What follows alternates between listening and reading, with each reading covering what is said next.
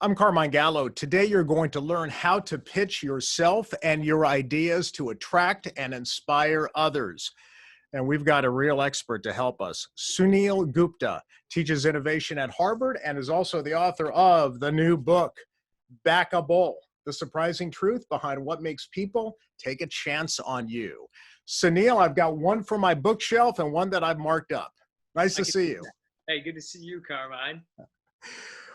Before we get to the 7 steps to convince people to take a chance on you, to make you backable, to get people excited about your ideas and your vision, I want to take you back to 2012. You spoke at a conference, a Silicon Valley conference called FailCon, which celebrated failure. This is a real thing, folks. Okay, so Suneel speaks at this conference, FailCon, before failure was cool. See, now failure is cool to celebrate. But FailCon was a conference that celebrated failure. And Suneel, you spoke at the conference, but I bet you did not know that your photo would be in the New York Times. So you were literally the face of failure, were you not? I was, and it's funny, Carmine, because when I actually got nominated twice to speak at this conference, and leading up to it, you know, I had a string of failures. I had a couple of companies that I started that kind of went nowhere, and so here I am at this conference, and I have my next startup, and I'm trying to fundraise for this startup, and it's going nowhere. I'm getting rejected by investor after investor. So the conference organizer had told me, hey, maybe there might be some investors in the audience. And that's kind of the reason that I accepted the speaking role. Unfortunately, there were no investors in the audience that I could see, but there happened to be a reporter from the New York Times in the audience scribbling notes. So fast forward to one morning on a Saturday, my wife is reading the New York Times, and there is a big article on failure, and my photo is at the top of the article. So if you would have Googled failure at that time, you would have seen my face. My face would have been one of the top search results. But, you know, look, we turn these setback moments into stepping stones. Oh, absolutely. Right? In a big way. In a big way. And I know you do that as well. You're a model of that. The way that I did that was I started to send that article out to people. And I would say, well, as you can see from this article, I don't know what I'm doing. Would you be willing to grab coffee, give me some advice? And that really set the foundation for this book, because I started to meet with Oscar-winning filmmakers, iconic founders, leaders within big companies, Michelin star chefs, and I started to unpack really what was it about them that makes them backable. That's why I think it's so valuable. And I really want to tell everyone that this is a valuable book. I read it cover to cover, as you can tell, because it's valuable for new graduates, leaders, aspiring leaders, entrepreneurs, small business owners, because Suneel learned those methods and strategies and tactics that make you backable, but he also had success on the other end. So Suneel, you go on to start a company in the healthcare space, which was called Rise. It was a mobile app that won an award for like best new app of the year. You were on the Today Show. You later sold the app. So you made a lot of successful pitching. But was it between FailCon and then the success of that app is where you learned the steps that we're going to go through? We're going to go through all 7. Is that where you learned those steps? Exactly. Carmine, I mean, you've written a few bestsellers. I mean, you know, what I have seen is that people tend to approach books from one of 2 starting points. Either you have a solution or you have a problem. Yeah. For me, I had a problem. And I was gathering my research along the way, but I was immediately putting these steps into action. So I learned a technique and I'd say, great, I've got an investor meeting coming up later on today, or I've got a pitch or a client pitch or a partner pitch. Let me put this into action immediately. And if it works, then let me start sharing it around with other people. And if it works for them too, then maybe it goes in the book. And that's how the lessons started to get compiled. Suneel, you found that people who change the world around them aren't just brilliant, they're backable. I love this quote. They have a seemingly mysterious superpower that lies at the intersection of creativity and persuasion. When backable people express themselves, we feel moved. When they share an idea, we take action. let's dive into that and break it down. The 7 steps that you learned. Number 1, convince yourself first. Now, what does that mean, Suneel? I thought the whole point of convincing someone was to convince another person about my ideas. What do you mean by convince yourself first? You know, Carmine, when I started writing this book, I assumed that I was going to find a certain style to the way that backable people communicate. They were going to have a certain way of using eye contact and hand gestures and Yeah. pacing. That did not turn out to be the case. The power sphere, right? Hand gestures, eye contact. Exactly. All the stuff that we learned from the Toastmasters and Dale Carnegie sort of setup. Now, there are certain backable people that use those, of course, but there are also plenty of backable people out there that are more sort of quiet and shy and reserved, but very, very backable. And if you want just one quick example of that, look at the most popular TED Talk of all time. Just go search for it. And what you'll find is Sir Ken Robinson giving this great talk on education. It's brilliant, but it's very un-TED-like. Mm-hmm. He sort of has a hand in his pocket. He's got a bit of a slouch. He sort of meanders on and off script. But again, a brilliant talk. What I have found is that it's not the style that binds backable people together. It's not charisma that makes a person convincing. It's conviction. Backable people take the time to convince themselves first. Then they let that conviction shine through whatever style it is that feels most natural to them. I've often said that based on my own experience of writing about outstanding communicators, that you cannot inspire anyone unless you're inspired yourself. I feel like we're sort of reaching the same conclusion from different fields. But the point is that if you're really excited about your topic, that's going to come through. The body language, the verbal delivery, that begins to take care of itself. That's right. If you don't believe, they can't believe. And so how many times have we been in these moments where, we get excited about an idea and decide to share it right in that moment? The problem is that oftentimes when we do that, we look around and everybody's kind of got sort of a sort of face. Yeah. We then, it's a very deflating moment, and we take the idea and we put it in a drawer and we sort of walk away. What I think we'll be better off doing is taking just a little bit of time to almost kind of change a chocolate M&M into a peanut M&M, or if somebody squeezes on it a little bit, it doesn't crack immediately, just so that when you're presenting and getting that first impression of your idea, you have some conviction behind it. Step number 2. Now you're speaking my language. Step number 2 is cast a central character. Now this speaks to storytelling, a field that I've been immersed in. Tell me about storytelling and why that's so important. Yeah. So, when I was one of the people that I decided to pitch on my startup was Tim Ferriss.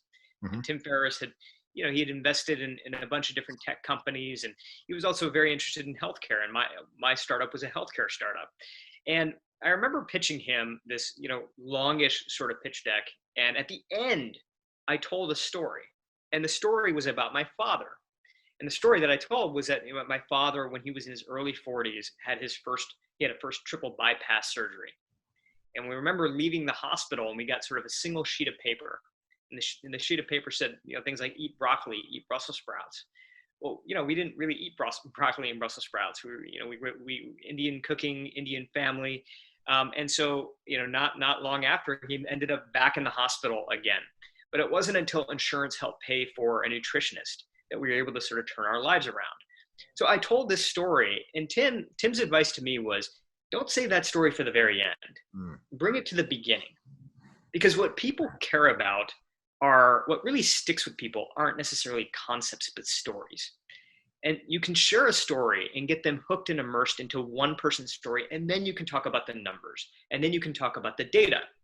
And the story that he shared with me is that when he was writing the 4-Hour Workweek, he wrote it for a mass market and got turned down by every publisher that he ever pitched. But he got the advice to rewrite it, but rewrite it for just one friend in mind, just one person. And so he did. And when he wrote it with one person in mind, publishers loved it, and it became a huge, massive bestseller. So pick one central character, that one person you're serving. Get the person on the other side of the table invested in that character, and then talk about how many versions of that person are out there in the world. I like that. I think it's very valuable for pitching or presenting any idea, whether it's in front of a venture capitalist, whether it's for a physical product or an idea, a concept that you have. I think storytelling is critical. And I'm glad you break it down like that, because storytelling is key, but I don't think a lot of people understand what that means. Storytelling is not just for novelists, it's for business communicators. Let's go to step three, Suneel. Find an earned secret. Now that to me was interesting because of the way you phrased it. Find an earned secret. Go beyond Google. Tell us more about what you mean by that. So I'm sitting in the waiting room for this Hollywood producer named Brian Grazer. Yes, I've talked to Brian. He's terrific, wonderful guy. Wonderful person. Yeah. And he also, as you know, invests in companies, and he runs a large team. So the people who were sitting in there in the waiting room were ready to pitch him on film ideas and television ideas, to apply for jobs, to pitch him on companies. And you could just tell, Carmine, that the anxiety level in the room was very high. What was your anxiety level? I haven't pitched Brian. I was there to write a book, and I felt like, I was there to study him and study his behaviors. I wasn't there to pitch him on anything. So okay. I think I was able to be a little bit more objective. Yeah. But when I walked into the room, I asked him a question. I said, look, you got all these people that are out there right now that are ready to pitch you. If I could go out there just for a moment and give everybody one piece of advice, what would it be? And he thinks about it, and he says, give me something that I can't easily find on Google. Give me Great advice. And I was like, that's so interesting. And, what I realized is that I talked to more and more decision makers from all these different fields. They kind of said something along the very same lines, which is, give me an insight. A great idea is based on a great insight. And I want to know that you have personally gone into the field. You have gone beyond Google, and you have found something. You've discovered something that not a lot of people know, not a lot of people understand. So you can get there by talking to customers, by test driving the product, by attending shareholder meetings, but doing things that go beyond Google. I'll tell you a quick story. Just a few weeks ago, there was someone reached out to me. She was applying for a job at a social media company. She's a mother, and she's re-entering the workforce. And, she said to me that the dilemma that I'm having is that I don't really use the product. It's more of a Gen Z type of product. I don't really use it. But she ended up doing something very clever, which is that she interviewed her daughter, and then she interviewed all of her daughter's friends. And she had them send her screenshots of their experience. So now when she goes to this interview, which is just over Zoom, the way you and I are right now, she's actually showing this hiring manager screenshots that she had collected of these moments in the experience that she felt like were delightful or could be improved upon. And not only did she get the job, but in the middle of the interview, this hiring manager plugs in a UX designer and says, you've got to check this out. She did all that because she went beyond Google. She went into the story herself, and she achieved an earned secret and then brought that to the interview.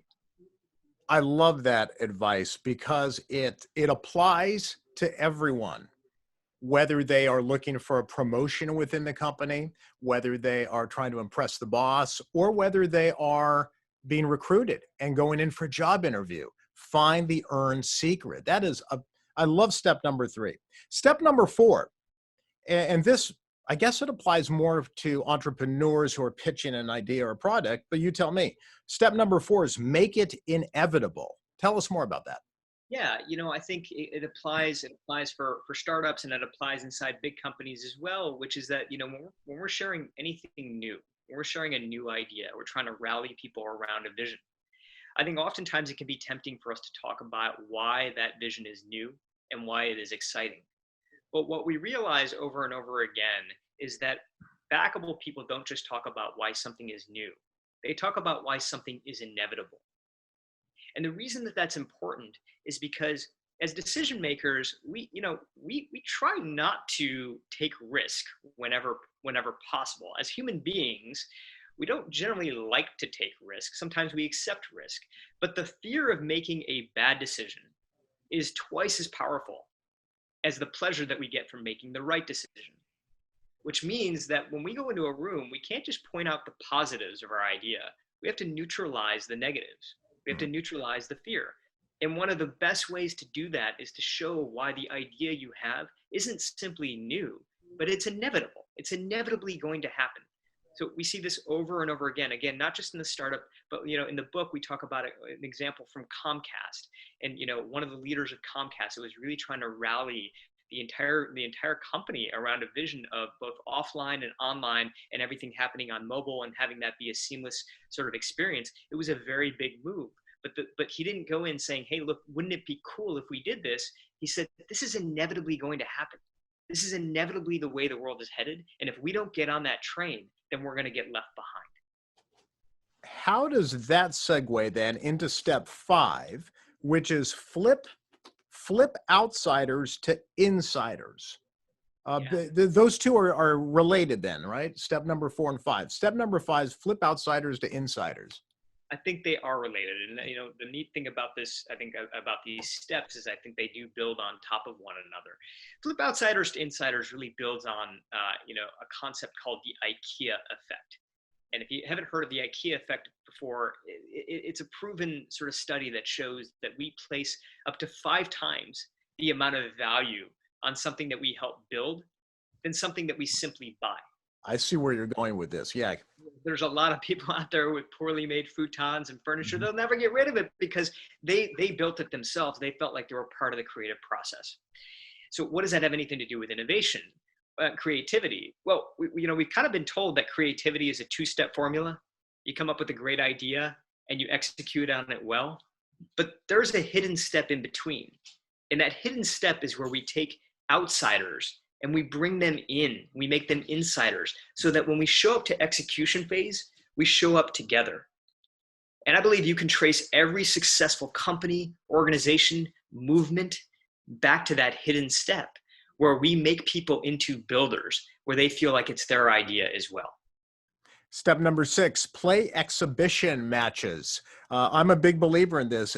Here you're speaking about practice. Yeah. And I don't think you can overdo it when it comes to practice. There was a jazz musician who I spoke to for the book, who also is a speaker and an entrepreneur. And I asked him, how many times do you practice before you go into a room or go on stage? He says, at least 21 times. And I thought to myself, that seems like overkill. So I go back to all the people that I'm interviewing for the book and studying for the book, and not a single one of them bats an eye. 21 times seems perfectly normal. And I've come to call these practice sessions exhibition matches. Before you get into a room, the main event, you're playing these exhibition matches with friendlies. And the thing is that these exhibition matches oftentimes are very sloppy. They're poor. They're not nearly as polished as sort of the final product. But the thing that I think that Backable people understand is that long-term success comes from short-term embarrassment. I like the fact that you're using this analogy of the exhibition match. I wrote a book called Talk Like TED, which was about the TED style talk. Dr. Jill Bolte Taylor, one of the top 10, probably top 5 most viewed TED Talks of all time, she told me she practiced 200 times. Wow. So again, that's why I really like that chapter, because you just have a different way of making the analogy. Think of it as an exhibition match. And an exhibition match, Suneel, means that you're probably doing it in front of people too. You're doing it in front of people. And in fact, the Backable people that I studied seem to always have a circle of people that they tended to go back to over and over again.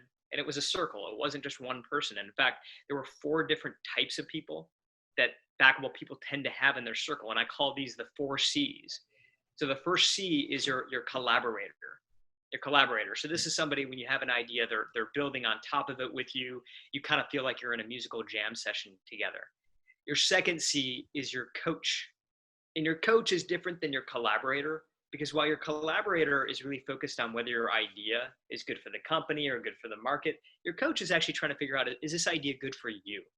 Like, is this an idea that I could see you running with, and it's going to fill you up. It's going to make you tick. That's your coach. The third C is your cheerleader. And the cheerleader is, self-explanatory. It may sound a Hmm. little bit cheesy, but You need it. we all need that. Yeah. We all need that last sort of bit of encouragement.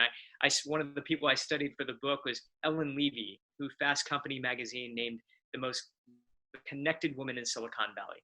And I asked her, before you walk into a room, who's that person that you call? And she said, that's easy. It's my mom. I call my mom. And your fourth C, which I think is the least appreciated of all of them, is your critic. But I like to call this person your cheddar. And the reason I call this person your cheddar is because if you've ever seen the movie 8 Mile, Eminem is surrounded by a circle of friends, and they're all kind of building him up. But there's one friend named Cheddar who's always kind of poking holes in his ideas. And we all kind of have a cheddar in our lives. And what we realized by watching this movie is that it's really cheddar that gets Eminem ready for the stage. And it's really the cheddar that gets us ready for those big moments, because they're the ones who are going to point out the blind spots. They're the ones who are going to poke the holes so that we can fill them before we walk into the main event. And so the advice is, instead of trying to push cheddar away, let's take cheddar for what he or she is and really kind of help us get ready for that big moment. I like that, cheddar. I like the 4 C's. Suneel, you could write a whole book. Maybe that's your next one, just on the 4 C's. Hey, but let's finish quickly with Backable. Step number 7. We can't forget this one. Let go of your ego. Okay, so did you save that one for the end because that's the hardest to do? I think it is for me, certainly. Yeah. I mean, what I've realized, there's a story that I love, Carmine, and it's about a guy named George Schaller. And George Schaller is a primatologist who goes out and he studies mountain gorillas. And he does more for this field than really anybody before him. And so he's presenting all of his research at a conference one day, and someone in the audience stands up and says, "Look, Dr. Schaller, you've gotten so close to these mountain gorillas. How did you make that happen?" And he said, "It's simple. I never carried a gun, never carried a weapon." And Schaller's theory is that while you could hide a gun, you can never really hide your attitude around a gun. And what I've come to see is that the gun in the backpack is sort of the desire to really impress people or to be perceived as the smartest person in the room. Hmm. I think when we're trying to be perceived as the smartest person in the room, it really holds us back from expressing ourselves authentically. The mantra that I picked up through this book, through studying all backable people, is to speak to express, not to impress. Speak to express, not to impress. And one of the ways that we can do that is by, taking the spotlight that is on you when you walk into a room and shine it really onto your message. Shine it onto the story and the person that you're really trying to represent. In some ways, what you're trying to do is become an agent for something bigger than you, for something other than you. And when you can do that, you shift from presentation mode into huddle mode, where you and your audience are looking at something together. And when you're describing and showing something, you're so much more compelling than when you're just telling them something. Suneel, thanks for taking us through those 7 steps. I think they're highly valuable for so many people in business today, and certainly for new graduates. Backable is a good book for anyone graduating before you get into the business world. I have a personal question then, and then that wasn't on my notes, but it's fascinating to me. Your brother, who you talk about, is Dr. Sanjay Gupta, who people know is not only a prominent neurosurgeon, but a famous commentator on CNN and a television medical expert. So Sanjay, to me, has been someone who is very good at taking medicine and complexity and obviously distilling it into information that is understandable, which is why he's popular on television as a medical expert. Your background, Suneel, is in IT. You have a law degree. You're not necessarily the type of person that I guess I would, stereotype as someone who is a good writer and creative. Until I start talking to you, you approach your field and your books as a journalist, and you're a good writer and you're very creative. So I'm wondering, where is it in both of your backgrounds here that you got that left brain and the right brain? That's very kind. That's a very kind question, Carmine. So I get a lot from Sanjay because Sanjay is 10 years older than me. He literally taught me how to walk. He was like a third parent. My parents both worked very hard. But I think we both got that from our I think our parents, and in particular our mom. So our mom grew up as a refugee on the border of Pakistan and India, Hmm. and she grew up with no running water, no electricity, and just came to this vision that one day she wanted to immigrate to the United States and become an engineer with Ford Motor Company. So a very specific vision, because at Wow. that time Ford Motor Company was the company. And so her parents get behind the vision. They save every penny they have to get her on a boat. She gets to the United States, gets a scholarship to Oklahoma State University. The day after she graduates, she drives to Detroit, Michigan, where she finds a way into a room with a hiring manager. And the hiring manager looks at her resume, then looks at her application, and he says, look, I'm sorry, we actually don't have any female engineers working here right now. So she's really deflated. Yeah. She gets up, she picks up her resume and her purse, and she's about to walk out of the room. And then, almost in this last ditch moment, she turns around, she looks this hiring manager in the eyes, and she tells him her story about all the struggle that had to go into getting to Yeah. this country, to getting to Detroit, to getting into this very room. And then she tells him, look, if you don't have any female engineers, then do yourself a favor and hire me now. And it was in that moment that a suburban Michigan manager took a bet on an immigrant from the other side of the world, and my mom becomes Ford Motor Company's first female engineer. What a terrific story. I mean, it is that story contains, drive and ambition, and just so many other values as well. Why wouldn't you want to hire somebody like that? So I put myself in the hiring manager's shoes. You would want that person on your team. Yeah. That's terrific. And did you? Obviously, your parents had to be very focused on education for both of you, but you have a creative side as well. Where did that come from? Yeah, I think I think creativity comes from not having limits, right? And I think it comes from sort of not believing in boundaries necessarily, or at least feeling like there's something beyond that. And I think when you have a story like my mom's, it kind of starts to push you in different directions. So I have a background in computer science and IT, but I haven't felt like I needed to be so structured and rigid. And only that I could start to explore the arts and creativity and film and books, and I could combine both. And I think Sanjay's the same way. He was a practicing surgeon in Michigan, but at the same time, he was seeing the way that patients were being represented on television and their stories are being represented on television. And he thought to himself, look, I think I could do better. I could push that field forward. Yeah. And so, when he, you take him and you put him in my mom's shoes, where now he's in a hiring manager situation, but he doesn't have any experience in journalism. He has no on-air experience, but what he does have is his stories, right? What he does have are the stories of the patients that he's met, and he's able to represent those stories inside this room to these folks at CNN in such a compelling way, because he believes it, because he's built his conviction and he has a central character. And they were so amazed, I think, by the passion that he brought to that they were able to say, look, you can be creative as well, and we'll give you a shot at that. See, your success comes back to step 2, cast a central character. And thanks for the other 7 steps too. Terrific. Suneel, thank you so much. I appreciate it. This will have a permanent place on my bookshelf. I appreciate it. And I think a lot of people will love this as well. Well, thank you so much, Carmine. Always a pleasure. I hope you enjoyed that conversation with Suneel Gupta and his 7 pitch tips. Subscribe to Carmine Gallo TV for new videos every week.